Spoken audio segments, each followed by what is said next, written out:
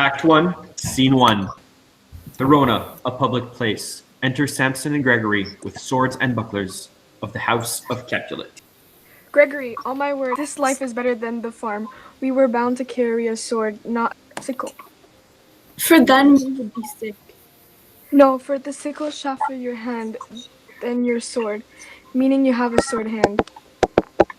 Your sore hand is sick enough, Not sick, but quick, when it's time to strike. but slow to know when it's time to strike it. A dog of the house of Montaigu incurs my kick. Kick up your heels, run away, you mean. It's the dog of the Montaigu. You'll need healing when I'm done with him. Eh, the dog will heel, or sit, or stay at his master's command. But when he sees you, he'll go to the wall. So the first thing here you say is I. The dog will heal. I is a yes in the old language. The only monkeys that run from you are their maidens. As well they should, for once I've thrashed a Montaigu. I kicked his dog and slapped his sister. You talk of trashing, you're still a farmer. Hey, Gregory, when it's time to plow a Montaigu and harrow him, and finally plant him. By this account, every farmer is a soldier, and every field a victory. And every Montaigu a little plot of ground with a single tone, if I'm the farmer. You're a bold rooster, Samson, to crow victory when you've never faced a foe. This not my fault, if my foe dare not face me, for well they know I am a pretty piece of meat. Be sure they don't think you're a fish, for you show silver, but you flop about the gas for breath. But show some silver now. Here comes two of the house of Montaigu. So far, what's going on between Gregory and Samson is essentially they're trash talking the Montagues. They are like saying that. So if you scroll back up a bit, what did they say here? His back. The only Montague that run from you are their maidens. So Trash and Montague, I kicked his dog and slapped his sister. So they're talking about essentially how they don't mind this conflict with the Montagues. They're trash talking them a bit. So now enter two of the serving men, Abram and Balthazar, both Montagues. My trout is out, Quirrell. I will be back to you. I know you're bold at backing. It's fronting that I'll need. Don't worry about me. Our enemies won't worry much about you either. Just keep the law on our side. Let them begin. I will spit as I pass by and let them take it as they list. Men spit because they're weak and sick, and have flies. I will bite my thumb at them, which is disgrace to them if they bear it. Okay, so pause. Biting your thumb at them. Okay, so if you look at my video, this is biting your thumb. That's the equivalent of giving someone the finger back then. Okay, so it's as if you're like flipping them the finger. So one is like, I'll spit, and then when I cross them, he's like, you don't spit, that's only when you're sick or whatever. I'll actually bite my thumb at them. So it's like, ooh, escalating it. Do you bite your thumb at us, sir? I do bite my thumb, sir. Do you bite your thumb at us, sir? Is the law on our side if I say yes? No. No, sir. I do not bite my thumb at you, sir. But I bite my thumb, sir. Do you quarrel, sir? No, sir. But if you do, sir, I'm your match. I serve as a good man as you. No better. Well, sir. Say better. Here comes one of my master's kingsmen. Yes, better, sir. You lie. Draw. If you be men, Gregory, remember thy swashing blow. They fight. Enter Benvolio. Part, fools. Beats down their swords. Put up your swords. You know not what you do. Enter Tyrrell. What art thou, John, among these heartless hinds? Turn thee, Benvolio, look upon thy death. I do but keep the peace. Put up thy sword, or manage it to part these men with me. What, a drawn and talk of peace? I hate the word, as I hate hell. All Montagues and thee have at thee coward. Swing your clubs, strike, beat down their swords. Down with the Capulets, down with the Montagues. Enter the Capulet in his gown and his wife. Capulet here is Lord Capulet. What noise is this? Give me my long sword, ho. A crutch? A crutch? Why do you call for a sword? My sword, I say. Old Montague is come and flourishes his blade in spite of me. Enter Montague and his wife. Thou villain Capulet, hold me not, let me go. Thou shalt not stir 1 foot to seek for him. Enter Prince Escalus with his train. So essentially, all of this is happening right now. You've got the Capulets on one side, you got the Montagues on the other side, and then you've got Benvolio, Tybalt. We've got all these people in the middle fighting with their swords. And then all of this is happening, and the prince comes out and is like, what's going on here? And he's gonna like try to get control over everyone. So Prince, you're trying to like shout so that everyone hears you and stops what they're doing. Okay. Rebellious subjects, enemies to peace, profaners of his neighbor-stained steel. Will they not hear? What ho, you men, you beasts, that quench the fire of your pernicious rage, with purple fountains issuing from your veins. On pain of torture from those bloody hands, throw your mistempered weapons to the ground, and hear the sentence of your moved prince. Three civil brawls bred of a haughty word by thee, old Capulet and Montague, have thrice disturbed the quiet of your streets. If you ever disturb our streets again, your lives shall pay the forfeit of the peace. For now, the rest of you depart away. You, Capulet, shall go along with me, and Montague, come you this afternoon. To know our farther pleasure in this case, once more, on pain of death, all men depart. Exeunt all but Montague. Exeunt is like exit, but for many. So exeunt everyone but Montague, his wife, and Volio are staying. Who set this ancient quarrel new abroach? Speak, nephew, were you by when it began? Here were the servants of your adversary, and yours, close fighting, ere I did approach. I drew to part them.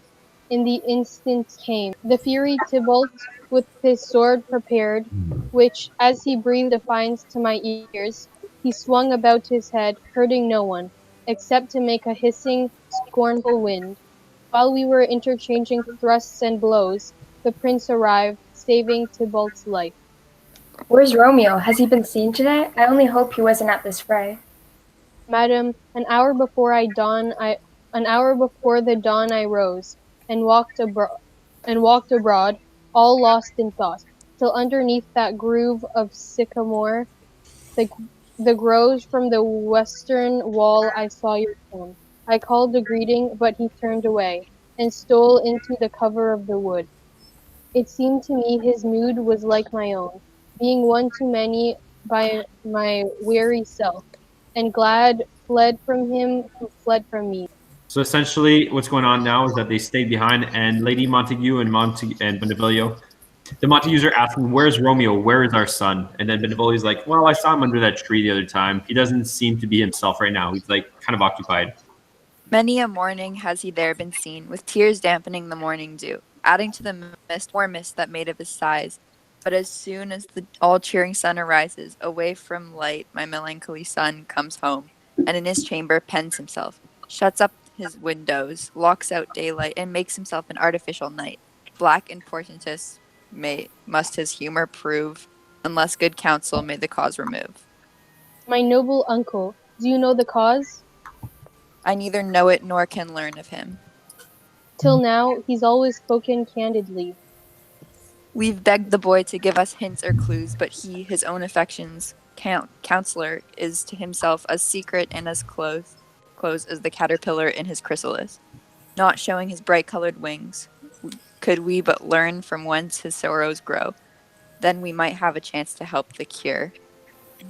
Enter Romeo.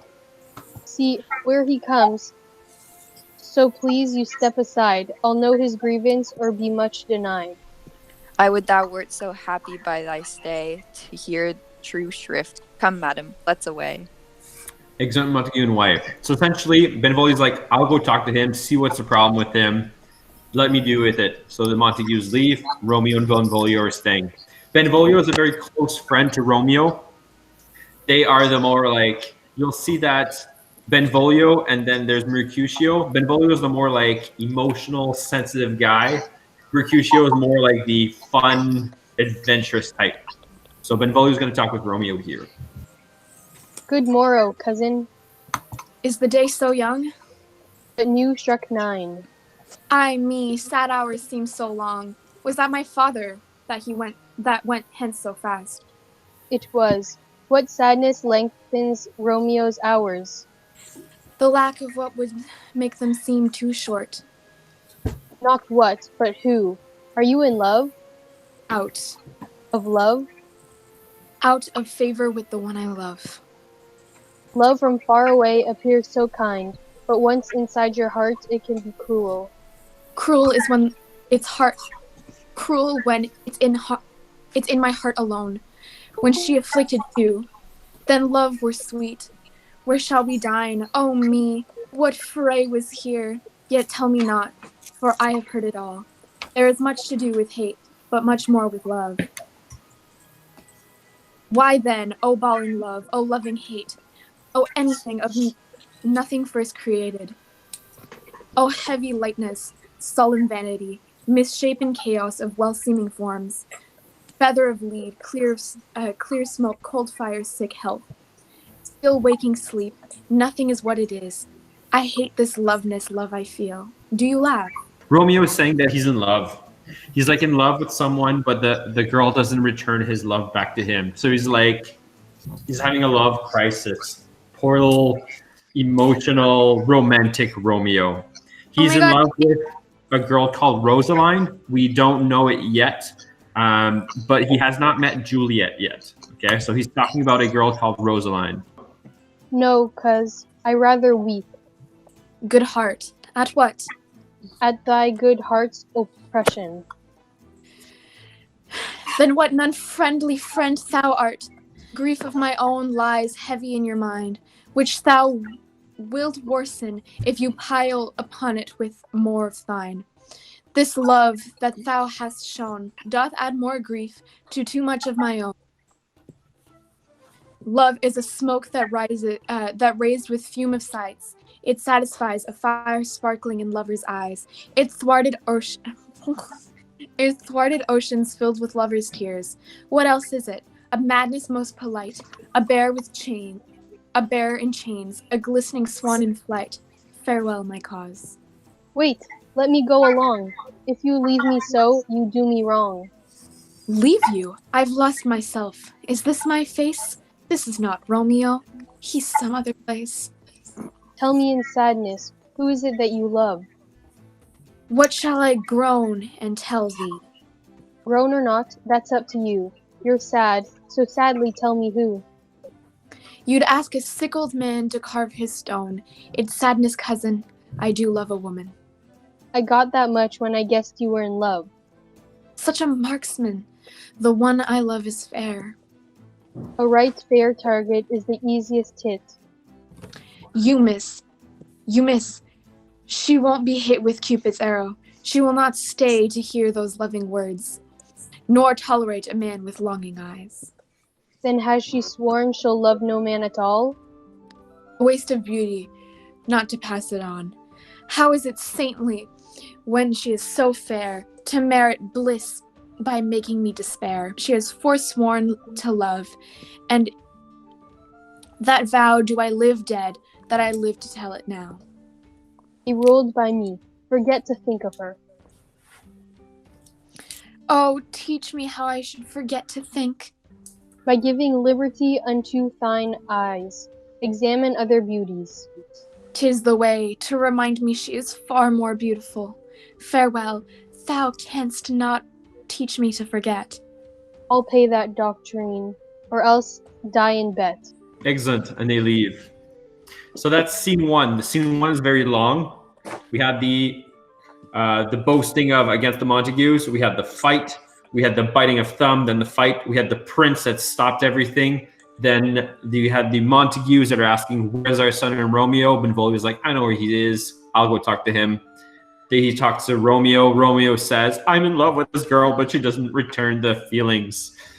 And then Benvolio is like, "It's gonna be all right. Go talk to her." Romeo's like, "I can't." So we'll see what happens. Scene 2.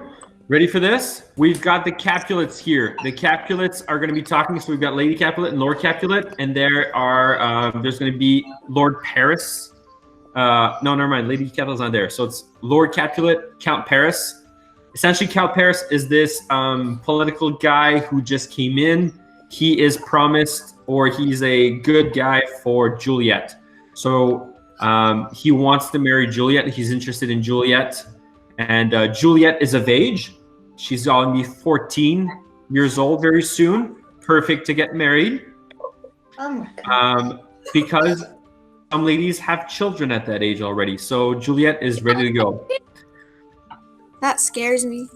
Yes, that's the reality of that time. Wait, how old is Paris? Sorry? How old is Paris?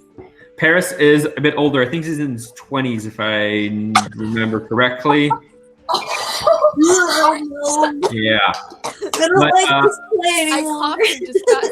You'll see that Lord Capulet is a bit on your side. Lord Capulet is saying that Juliet is a bit young, and he's gonna it's gonna be Paris that no, she's good. Lord Capulet's gonna be like, I think she's a bit young, and in the end is gonna be like, you know what? Go and woo her. It's your job. You want to marry her? Go flirt with her. Go see how she reacts to it. So, scene 2, enter Capulet, Count Paris, and servant. Lord Capulet, when you're ready. But Montague is bound as well as I, in penalty alike, and 'tis not hard, I think, for men so old as we to keep the peace. Of honorable reckoning are you both, and pity 'tis you live at odds so long. And now, my lord, what say you to my suit? But saying over what I've said before, my child is yet a stranger in the world. She has not seen the change of 14 years.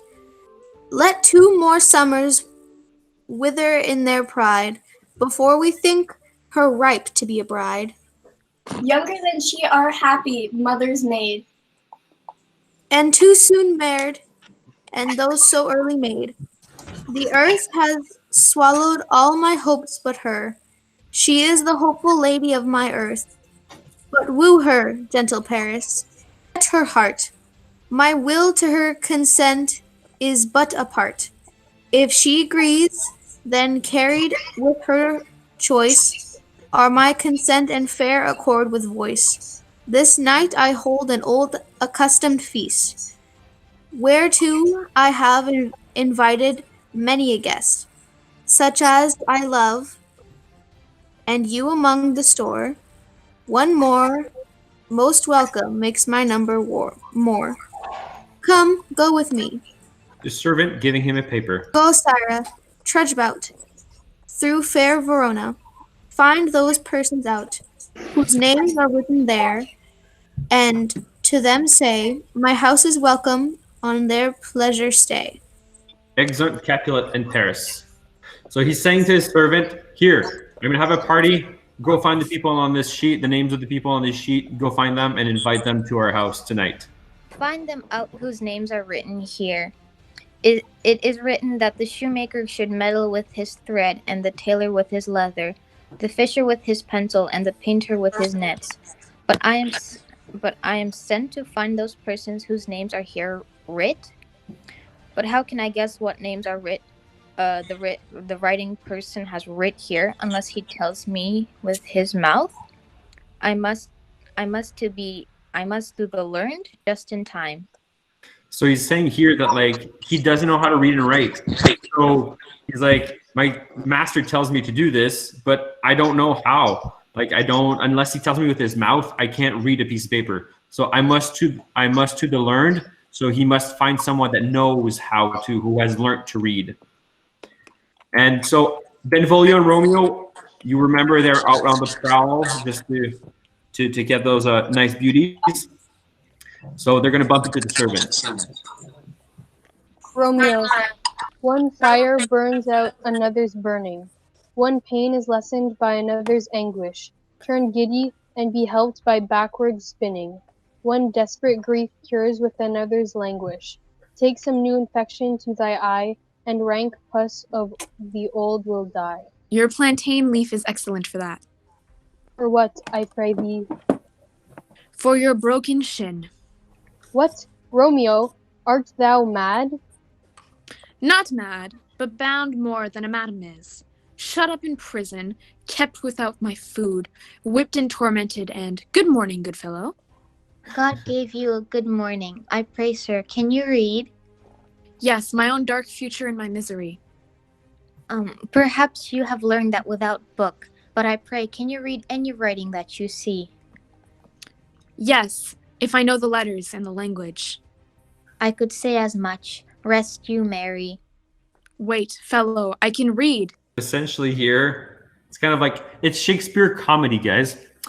So I was like, can you read? Like, yes, I can read into my own dark future. I was like, okay, but can you read actually like what you see on a piece of paper? Like, yes, if I know the letters and the language, like, okay, well, have a good day then. He's like, no, wait, I actually know how to read. So that was Shakespeare humor. Ha ha ha ha ha. Senor right, Martino and his wife and daughters, County Anselmo and his Otia's sisters, the lady widow of Vitruvio, Senor Placentio and his lovely nieces, Mercutio and his brother Valentine, mine uncle Capulet, his wife and daughters, my fair niece Rosaline and Livia, Senor Valentino and his cousin Tybalt, Lucio and the lively Helena. Gives back the paper. A fair assembly. Whither should they come? Up. Up where? To supper, to our house. Whose house? My master's. Indeed, I should have asked you that before. Now, I'll tell you without asking. My master is the great rich Capulet, and if you be not of the house of, I pray, come and crush a cup of wine. Rest you, Mary. Who? So does everybody understand? The servant couldn't read the paper, so Romeo read it to see the list of all the guests for the Montague guests, or Capulet guests, and he reads the name of Rosaline. Do you remember who's Rosaline again in this story? How does she fit in? His lover! Not lover. Exactly. Romeo's in love with her. So it's like, these are the guests. Like, she's going to be at a party. But he's not allowed because he's a Montague. And he's the son of the Montagues. At this same ancient feast of Capulets, accepts the fair Rosaline whom thou so lovest, with all the admired beauties of Verona. Go there, and with an unbiased eye, compare her face with some that I shall show, and I will make thee think thy swan a crow. So do we understand here? Benvolio is like, let's go to the party. You'll see all the beauties, and you'll realize that Rosaline is just but one beauty. There's many other women out there. When the devout religion of mine eyes maintains such falsehood, then turn tears to fires, and lets these heretics burn for liars. One fairer than my love, the all-seeing sun, never saw her match since the world had begun. You saw her fair, none else being by, but in that crystal scales let there be weighed your lady's love against some other maid, that I will show you shining at this feast, and she shall scant show well that now seems best. I'll go along, no such sight to be shown, but to rejoice in splendor of my own. Cool. So Benvolio essentially convinces Romeo to go to the party, to like look at other women, but Romeo's like, I'll go, but just to prove you wrong, to show you that there's only Rosaline out there. Next scene, essentially, it's going to be the Capulet wife, so Lady Capulet. There's going to be Juliet and then there's the nurse also. That's going to be happening here. Essentially, Lady Capulet is like, "Ooh, Paris is here. Juliet, he's your promised one." And then Juliet's gonna be like, I'm not sure about that, if I'm ready to get married or not. I'm only 14. The nurse is gonna be the nurse. The nurse is quite a personality. The nurse is like very uplifting, and she keeps cutting them off. So, Pauline, you're the nurse. Yes. Try to be like as enthusiastic. You're like, you keep remembering like Juliet as a babe, and you're the one that nursed her as a baby. So you're trying to like go for it, okay? Okay. So enter Capulet's wife and nurse. Nurse, where's my daughter? Call her forth to me. I swear, at 12 years old, I bade her to come. What lamb? What ladybird? Where's this girl? What Juliet? Juliet, that's you, Thomas? How now? Who called? How now? Who calls? Your mother. Madam, I am here. What is your will? This is the matter. Nurse, give your leave a while. We must talk in secret. Nurse, come back again. I just remembered, though harassed our counsel. Thou knowest my daughter of a pretty age. Faith, I can tell her age unto an hour. She's not 14. I'll lay 14 of my teeth, and yet to my teen be it spoken. I have but 4, she is not 14. How long is it now till Lammastide? Lammastide is a festival / like important date. A fortnight and odd days. Even or odd, of all days in the year, come Lammas Eve, at night shall she be 14.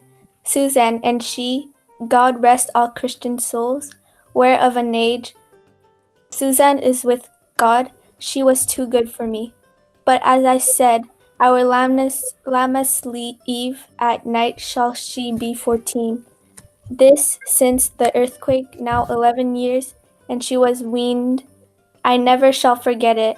Of all the days of the year, upon that day, and since that time, it is 11 years. For then she could run and waddle about, for even the day before, she broke her brow. And then my husband, God be with his soul, he was a merry man, took up the child. Yea, said he, those thou fall upon thee face. Thou wilt fall backwards when thou hast more wit. Wilt thou not, Jewel?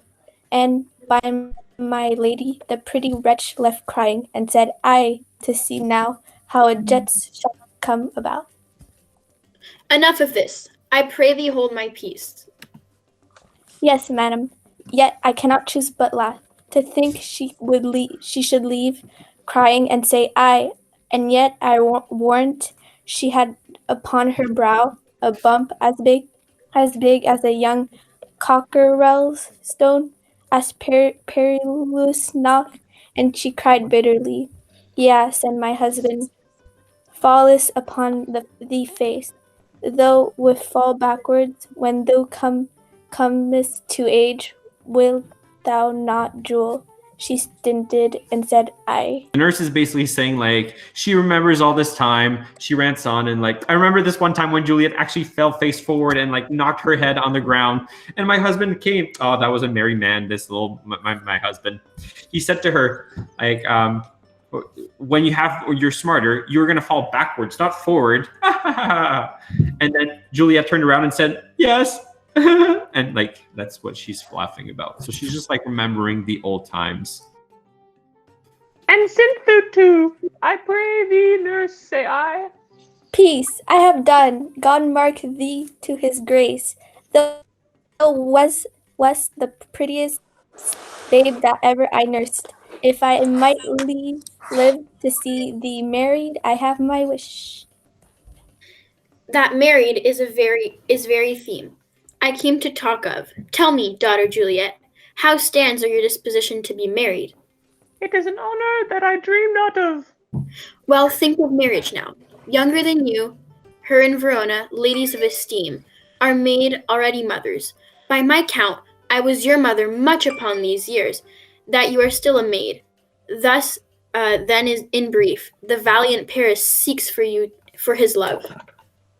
A man, young lady, such a man, as all the world, why, he's a man of wax.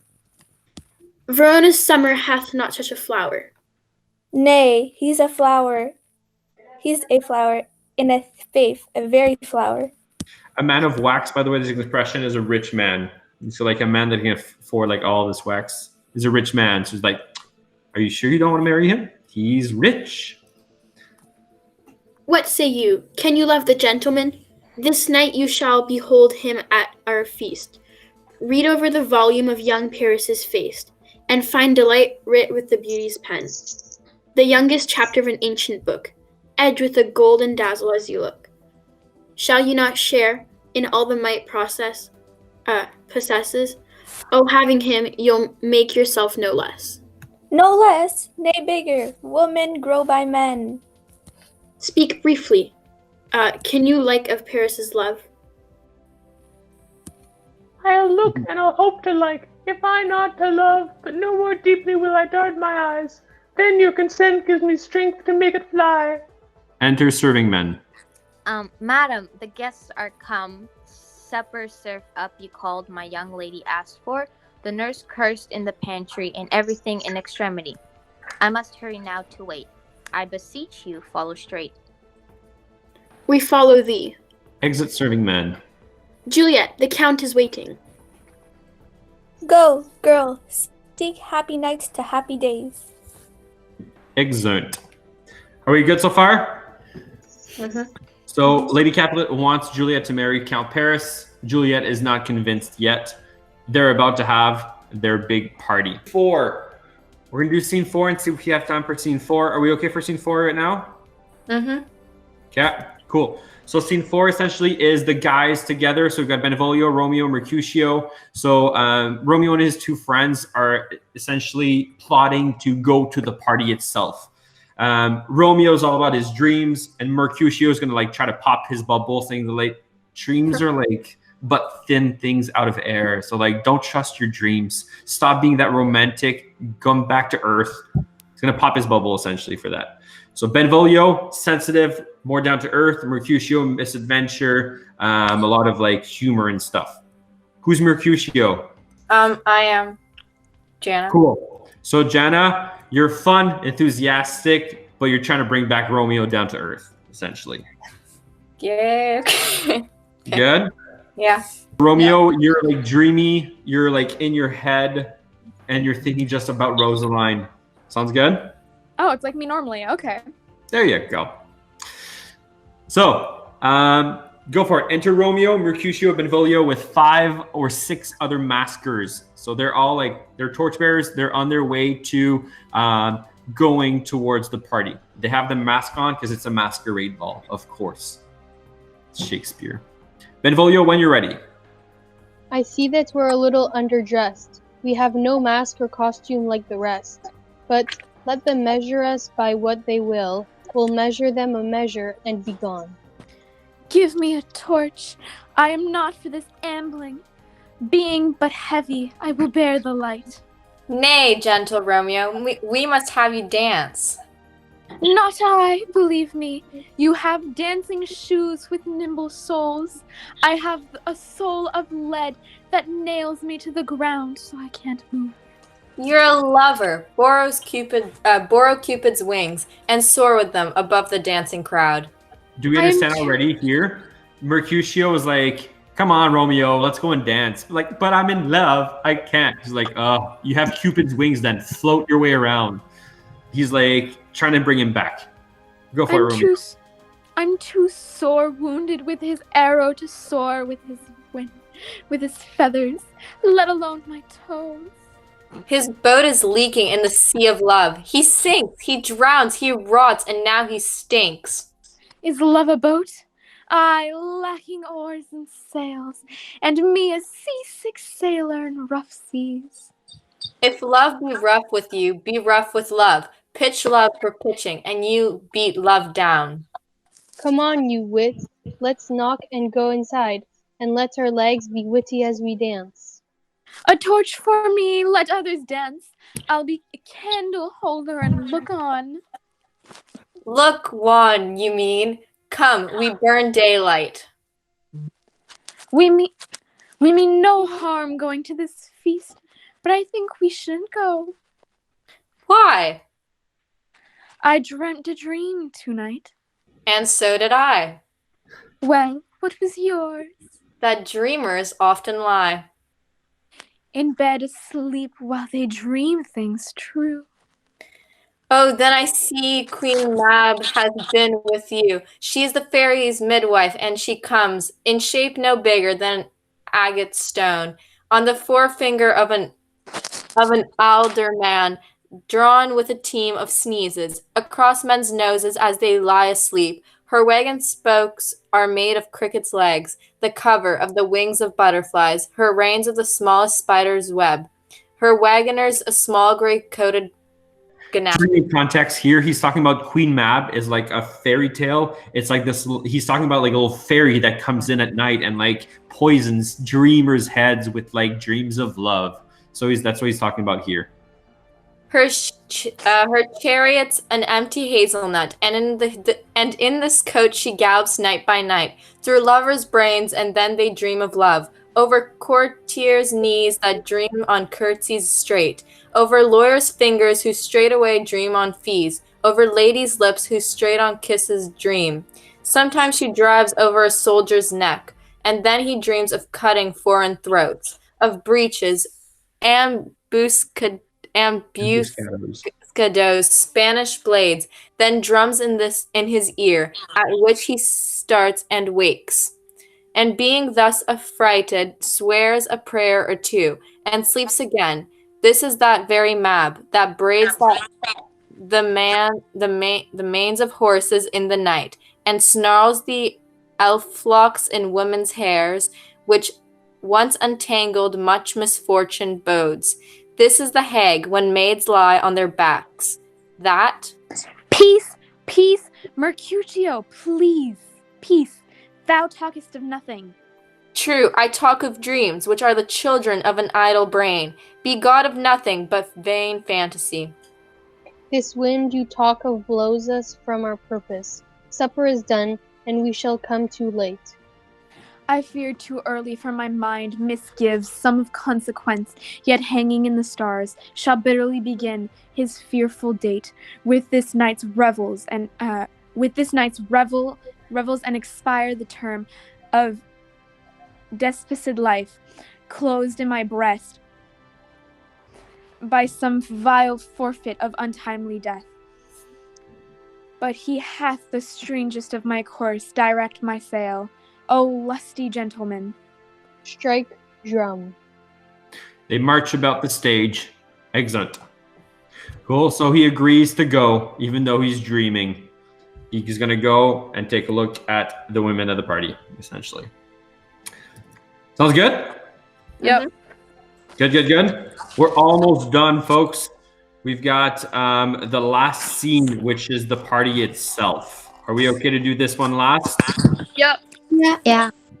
So scene 5, they're at the party itself. You've got the people dancing. Romeo and his gang of boys are going to be trying to like infiltrate the party, but they're masked and they're going to try to stay hidden. Romeo at first is speaking from outside, talking with the servants, and he's going to be like, oh shoot, who's this girl?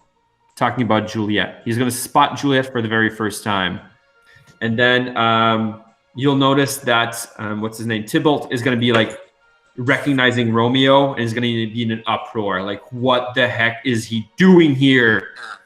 But Master Capulet is going to calm him down. Like, calm down. It's fine. Settle down. Tybalt's going to be like, I vow my revenge to make sure he never shows up again. And then he's going to leave. And then it's going to leave us with Romeo and Juliet. And things are going to get a bit heated. We'll see. Oh. Yep. All right. Capulet's house, serving men come forth with napkins. Where's Putpen? That she helps not take away? She shift a trencher. She scrape a trencher. when good manners shall lie all in one or two people's hands, and they unwashed too. It's a foul thing. Away with the joint stools. Remove the court cupboard. Look to the plate. Good thou, save me a piece of marzipan, and, as you love me, tell the porter to let in Susan Grindstone and Nell, Maria, Elena, and Potpan. Aye, miss. Ready. Oh. You are looked for and called for, asked for and sought for, in the great chamber. We cannot be there and there too. Cheerly, girls. Be brisk a while, and who lives longest takes all. Excellent. Enter maskers, enter with servants, Capulets, his wife, Juliet, Tybalt, and all the guests and gentlewomen in the maskers. Welcome, gentlemen. Ladies that have their toes unplagued with corns will have a bout with you. Aha, my mistresses, which of you all will now refuse to dance? She that makes dainty, I'll swear she has corns. Am I come near you now? Welcome, gentlemen. I have seen the day that I have worn a mask and could tell a whispering tale in a fair lady's ear, which as would please her. 'Tis gone, 'tis gone, 'tis gone. You are welcome, gentlemen. Come, musicians, play, make room, and foot it, girls. Music plays, and they dance. More light, you knaves, and turn the tables up, and quench the fire. The room is grown too hot. And Sirrah, 'tis this unlooked for sport comes well. Nay, sit, good cousin Capulet, for you and I are past our dancing days. How long isn't now since last yourself and I were in a mask? By Our Lady, 30 years. What, man? 'Tis not so much, 'tis not so much. 'Tis since the nuptial of Lucentio. Come Pentecost, as quickly as it will, some 25 years. 'Tis more, 'tis more. His son is older, sir. His son is 30. Will you tell me that? His son was but a lad 2 years ago. Romeo saying to a serving man, What lady's that who blesses the hand of younger gentlemen? I see a dozen ladies and a dozen gentlemen. Oh, she doth teach the torches to burn bright. It seems she hangs upon the cheek of night, like rich jewels in an Ethiop's ear. Did my heart love till now? Forswear it sight, for I never saw true beauty until this night. So Ramina, you're gonna catch Romeo in the action. You're gonna be like recognizing his voice, like, who is this man? I recognize him. He's a Montague. This, by his voice, should be a Montague. Fetch me a rapier, boy. What dares the slave come hither covered with a mocking face? Now by the stock of honor of my kin, to strike him dead, I hold it not a sin. Why, how now, kingsman?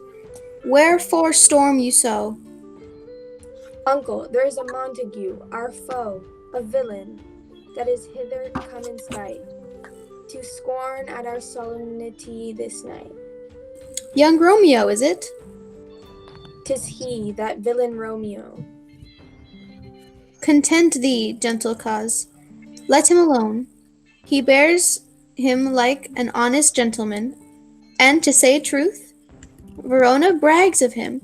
To be a flirtatious and well-governed youth, I would not for the wealth of all this town here in my house do him disparagement. Therefore be patient, take no note of him. It is my will. The which, if thou respect, show a fair presence and put off these frowns, an ill-beseeming semblance for a feast. It fits when such a villain is a guest. I'll not endure him. He shall be endured. What, good man, boy? I say he shall. Go to. I am the master here. Or you, go to. You'll not endure him. God shall mend my soul. You'll make a mutiny among my guests. You will set a cock-a-loop. You'll be the man. Why, uncle, 'tis a shame. Go to. You're a saucy boy. Is it so indeed? You must contrary me. You are a princox? Yeah. Thank you. You're a princox. Go. Be quiet, or more light, for shame! I'll make you quiet. What? Cheerily, my hearts. Forced patience with fury meeting makes my flesh tremble in their different readings. I will withdraw, but this intrusion shall, now seeming sweet, convert to bitterest scowl. Exit. I knew this revelry would do the trick. There's the Rosaline that made him sick with unrequited love, but does he look? He studies now the pages of a better book. If I profane with my unworthiest hand this holy shrine, the gentle fine this is, my lips, two blushing pilgrims, ready stand to smooth that rough touch with a tender kiss. Good pilgrim, you do wrong your hand too much. Which mannerly devotion shows is this? For saints have hands that pilgrims' hands do touch, and palm to palm is holy palmer's kiss. A pilgrim, lips that must use in prayer. Oh, then, dear saint, let lips do what hands do, then pray, grant thou, lest faith turn to despair. Saints do not move through grant for prayer's sake. Then move not while my prayers effect I take. Thus from my lips, by thine my sin is purged. Kisses her. Then have my lips the sin that they have took. Sin from my lips or trespass sweetly urged. Give me my sin again. Kisses her again. You live by the book. Madam, your mother craves a word with you. Who is her mother? Her mother is the lady of the house, and a good lady, and a wise and virtuous. I nursed her daughter that you talked withal. I tell you, he that can lay hold of her shall have the chinks. She is a Capulet. Then my life is my foe's debt. Away, be gone. The sport is at the best. So I fear, the more is my unrest. Nay, gentlemen, prepare not to be gone. We have a trifling foolish banquet farther in. Then you must go? Why then? I thank you all. I thank you, honest gentlemen. Good night. More torches here. Exert the maskers. Come on then, let's to bed. Ah, Syra, by my fay, it waxes late. I'll to my rest. Exert all but Juliet and the nurse. Come hither, nurse. What is yon, gentleman? The son and here of old Tiberio. So essentially here, they're like on the porch and like she sees Romeo in the distance and she's asking the nurse like, who is this man? What's he now? What's he that now is going out of door? Mary, that, I think, be young Petruchio. What's he that fellow there that would not dance? I know not. Go ask his name. If he be married, my grave is likely to be my wedding bed.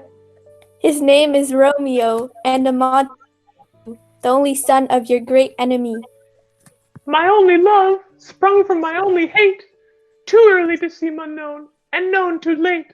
Prodigious birth of love, it is to me that I must love a loathed enemy. What's this? A rhyme I learned just now from a man I danced withal. Juliet. Anon, come, let's away. The strangers are all gone. Excellent. That's it. That's pretty much Act 1. We've got the chorus here. Now old desire doth in his deathbed lie, and young affection gapes to be his heir. That beauty which love grown for all and would die, with tender Juliet matched, is now not fair. Now Romeo is beloved, and loves in turn, alike bewitched by the charm of looks. But for his foe he thinks his heart must burn, and she steals love's sweet bait from fearful hooks. Being held a foe, he may not have access to breathe such vows as lovers long to swear. And she as much in love, for means much less to meet her new beloved anywhere. But passion lends them power, chance the means to meet, tempering extremities with extreme sweet. So, that's how Romeo and Juliet meet. That's the beginning of it all. We'll take a look at what happens to them in further acts.